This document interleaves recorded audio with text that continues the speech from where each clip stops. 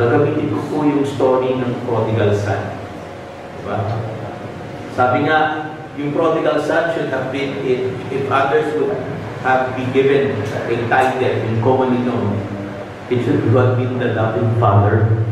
Diba? But again, by popular understanding, ginagamit yung prodigal son. Ano ba yung story nito? Of course, we base our story in Luke, in chapter 15 of Luke.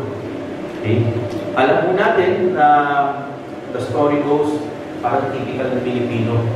Sa Jewish law kasi, you get your inheritance once your father passes.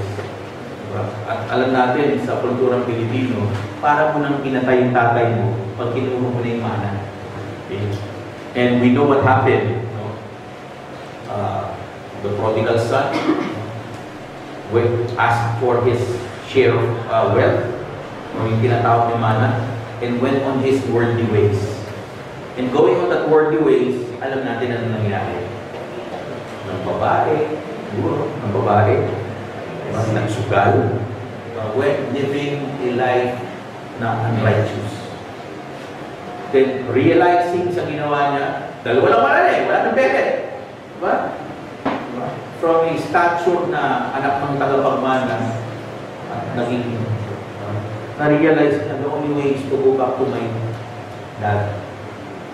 Kasi na-realize na siguro nung he was already living sa pabuyan o yung kanyang ginagalawan na masakol pa sa baboy. Diba? Na pinakamahirap yung pinakalagpak na lagpak ka sa buhay mo. Yung feeling mo, yung term na natin baboy na yung buhay ko. Okay. He was ready to say, no? Parang lahat tayo meron na tayong iisip, ano kaya sasabihin ko? Would I say sorry? Would I luluhod kaya ako? And if I may use yung plano ng anak, sabi niya, there are three things na iniisip niya na pag nagkita sila ng tatay, itong sasabihin niya, Father, I have sinned against heaven and against you. Second, I no longer deserve to be called your son. Third, treat me as you would treat one of your hired workers. Siguro sa desperation na lang ito. Diba? Oo, inamin niya na nagkasala siya, hindi lang sa'yo, kundi sa langit. In-acknowledge niya. Diba? Na nagkasala ako sa'yo sa Diyos. To a point that he was even willing to give up his birthright to be called his son. Diba? Kasi talagang wala na Parang nag-iisip na siya ng bargain. And third, sabi niya, tratuhin mo na lang ako para akong hard workers mo. Siguro parang iisip na, kahit tratuhin mo na akong, pardon me for the term, atchay o atcho. O kaya slave.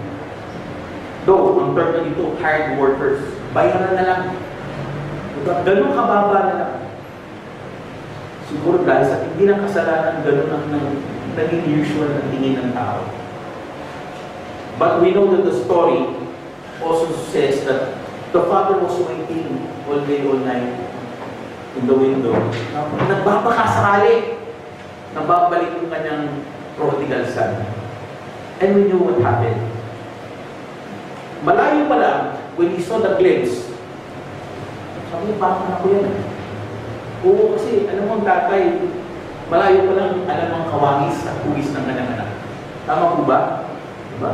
Ang magulang malalaman yan. Diba? At ang nakakatuwa po nito, diba? Yung ama pa ang lumabas sa bahay, sinalubong. Diba?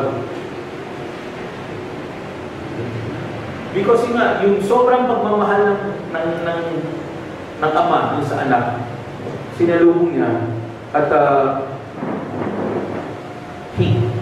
nung palapit na anak at magsasalita na sa kanyang planong speech, kinat ng tatay. Niyakap. Diba? Siguro umiyak na sila pareho. Diba? Napakagandang sign po nun. Diba? Kasi ang teleserye, diba? Magano'n tayo ngayon. Parang mayabang pa yung mga tatay. Diba? Kasi nagkasala, gusto pa. Pero hindi po eh. Dito napakaganda ng scene na yun.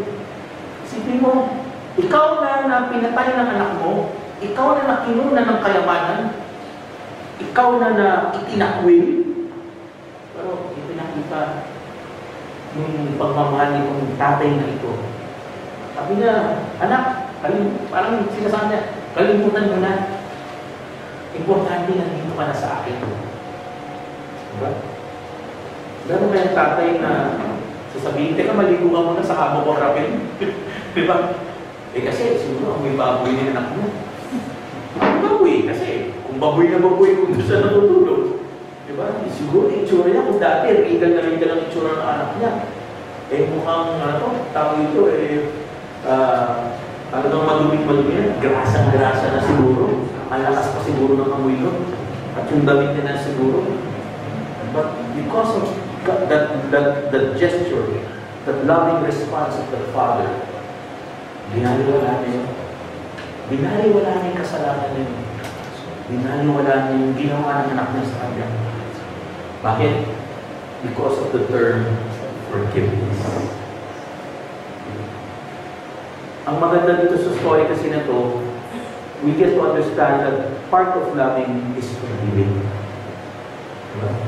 Kaya makikita natin dito na yung gesture ng ama, okay, ay out of love.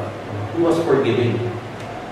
At the other, yung isa pang side ng story na yun, hindi siyempre, siguro, kinukwento na ng anak kung ano nagawa niya. They're conversing. Diba? At nagpa-party pa. Diba? Siguro tayong mga tatay, tulad ko, I have a 13-year-old son, si Edge. If I would reprimand him, diba? Minsan ugaling natin, magbabawas tayo ng benefits. Wala ka munang TV, wala ka munang allowance, wala ka munang playtime. Diba? Hindi ko naman hindi pwedeng pakainin yung anak ko. Diba? Parang corporal sin yun pag hindi ko pinakain anak. Malaki ko kasi anak namin eh. Diba? Halos kasing laki ko na. Kasing tangkad. Pero itong father na itong ginawa, nagpa-party. Diba? He told his servants, kunin mo yung pinagtataba natin cattle, no? O ano man, ihain natin. Kasi my son who was dead is now alive. Diba? Ilabas ang pinakamagandang kasuotan. Ilabas yung lahat ng alahas. Ilabas lahat ng pinakamaganda. Because today is a day of rejoicing because my son has come back. But kung ikaw yung anak, di ba? Talagang kulang na lang mahiya ka eh.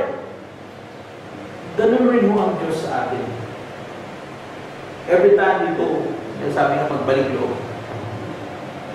Kaya nga ang aking paniniwala, sabi ko, every time that we would do to confession, there is a party in heaven.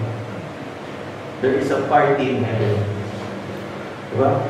And we know, as the story goes, yung isang anak, diba? Nagkaroon pa ng konting tampuhan. Hindi naman nagtampo, nagtaka lang. Sabi niya, Tay, after ng ginawa ng kapatid ko na yan, ako na lang dito. Hindi mo na ako, hindi mo na ako yung party. Hindi mo na wala akong piling sa akin. Instead na sumbatan ng tatay mo, sinabi niya, anak, huwag ka naman mag-alala. Kasi lahat naman ng ito, nasa akin, kasi hindi. Very loving response. Hindi niya sinabi, tumahimik ka dyan. Marunong pa sa akin. Di ba? Meron ba gano'n? Hindi niya sinabi. Di ba? Hindi niya sinabi na, bakit ka ba nakikialam? Eh, matagal nang wala. We know in the story, it is very loving, it is very forgiving, it is very accommodating. And I would like to tell you, brothers and sisters, this is how our God is and will always be. Very loving and accommodating and forgiving. Kung ano man yung siguro yung naging nababoy sa ating nakaraan, He would wait day and night for us to go back. At nakakatuwa dahil sa Christian Life program na to, okay, we are given that opportunity to go back to the Father, to understand that what He created, tayo, our spouse, our children, is very, very good. And we also get to understand that the Christian Life program is about us going back to God. And also understanding that He is willing to accept us despite of all our sinfulness. Which we need to do. Okay? So with that, brothers and sisters, we will continue to pray for you. We will continue to pray that itong CLP na to, as you started Valentine's Day, na weekly maging Valentine's Day na talaga. And with this, may God be praised.